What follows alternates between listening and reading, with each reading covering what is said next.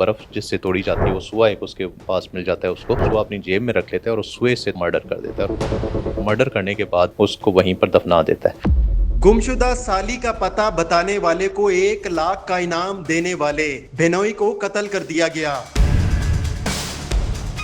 नवीद साहब ये बताइएगा कि क्या उम्र है मकतूल की और मुलजिम ने क्यों मकतूल को कत्ल किया, मकतूल की साली कैसे अगवा हुई? देखिए, सबसे पहले तो मैं आपको ये बताता चलूँ कि इसमें हमारे पास जो ये केस था ये तो 302 का रजिस्टर होता है, लेकिन इसका जो बैकग्राउंड है जब हम तफ्तीश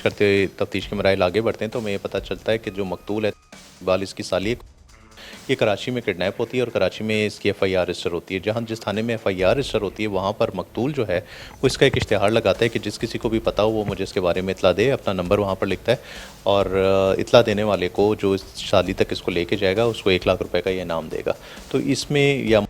नामी एक बंदा वो भी पंजाब पे रिहायशी होता है, वो इश्तिहार देखता है तो उसके जहन में एक फ़्रॉड आता है कि क्यों ना मैं पैसे से हथिया लूँ और मैं इसको फ़ोन करके इतला देता हूँ कि जी साली का मुझे पता है तो आप कुछ एडवांस मुझे दे दें, तो वो एडवांस रकम ले लूँ और फिर मैं आपको इतला दूंगा कि साली कहाँ है और फिर बाकी रकम भी ले लूँगा। जब ये सारी एपिसोड होती है, कराची से इसको कॉल आती है मकतूल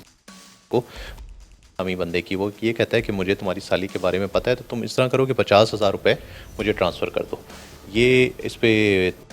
इसरार करता है कि नहीं मैं अभी तुम्हें ट्रांसफ़र नहीं कर सकता, तुम जो मुझे पहले इतला दो कि वो कहाँ है, जब वो मुझे मिल जाएगी तो मैं 1 लाख रुपया तुम्हें दे दूँगा। उसके बाद होता ये कि जब हमारा जो ये मकतूल है वो भी इधर आ जाता है लाहौर और जो इतला दहिंदा है वो भी लाहौर आ जाता है, तो इनका आकड़ा टकड़ा हो जाता है लारी अड्डे के एरिया में। लारी अड्डे के एरिया में जब वहाँ पर उसको देखता है मकतूल जिसकी साली गुम हुई होती है, जब देखता है तो अफसार करता है कि तुमने इतला दी थी मेरी साली के बारे में, तो अब तुम बताओ वो कहाँ है, मुझे उसके पास लेके चलो ताकि हम उस तक पहुँच सकें। तो ये कहता है कि जी ये जो मेरी फैमिली मेरे साथ है, हम इसको छोड़ के आते हैं पाकपतन, फिर मैं तुम्हारे साथ चलूँगा। तो पाकपतन जब वो जाते हैं वहाँ पर वो अपनी फैमिली को छोड़ता है, साथ ही वो ये करता है कि वहाँ जो बर्फ़ जिससे तोड़ी जाती है वो सुआ एक उसके पास मिल जाता है उसको, वो सुआ अपनी जेब में रख लेता है और उस सुए से का मर्डर कर देता है और मर्डर करने के बाद उसको वहीं पर दफना देता है। मर्डर क्यों करता है, कत्ल क्यों करता है? कत्ल इसलिए करता है कि ना उसको ये पता होता है कि साली कहाँ है, उसने इससे पैसे भी मांगे हुए होते हैं, उसको फ्रॉड किया होता है, तो उसको ये होता है कि ये ना हो कि वो भी इसमें अरेस्ट हो जाए और उसकी तफ्तीश इसमें चल पड़े। और वो जब मर्डर कर देता है उसकी तदफीन हो जाती है वहाँ पर। तो हमारे यहाँ पर शुमाली छावनी में 365 का पर्चा दर्ज होता है किडनैपिंग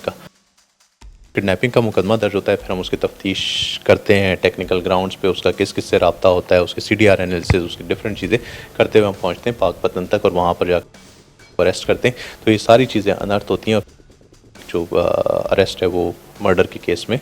हम उसको अरेस्ट करके उसको जुडिशल करते हैं। ये बताइएगा कि मकतूल के अगवा का मुकदमा किसने दर्ज करवाया था? उनकी अहलिया ने जो इसकी किडनैपिंग का पर्चा दर्ज करवाया था, जिसकी तफ्तीश हुई और बाद में मोहम्मद सलीम अरेस्ट हुआ और उसको जुडिशल किया गया।